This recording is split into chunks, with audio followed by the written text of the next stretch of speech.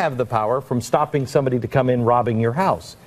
That's the Second Amendment. You have the right and responsibility to hold somebody or shoot somebody if they are aggressive towards you. You fear for your life, you can shoot them. That's a profound danger of this government.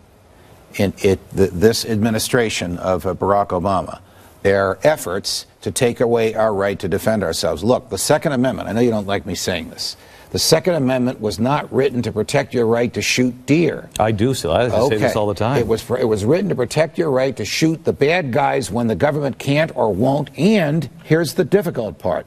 It was written to protect your right to shoot at the government if it is taken over by tyrants. That's how we became a country. We shot at the king's soldiers and we beat them because we had military equipment equal to or better than theirs, and we won. And they went home, and we created a free government. However, the shot heard around the world actually started because the king said, the king's soldiers came in and said, we're going to go take those guns from the armory, and we're taking your guns. And if I'm not mistaken, the colonial troops said, no, you can go take those things that are yours in the armory, but you are not taking our guns.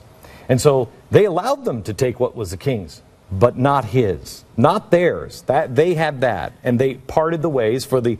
But the soldiers didn't want that. They also were being required to take the citizens' guns. That's how that started. Well, sure, but if the colonists had had their guns registered with the king's agents in London, as the federal government wants us to do now, well, then Jefferson and Washington would have been captured and hanged, and we wouldn't have become a free country because they would have known where to take the guns from, and they would have rolled all over us as well.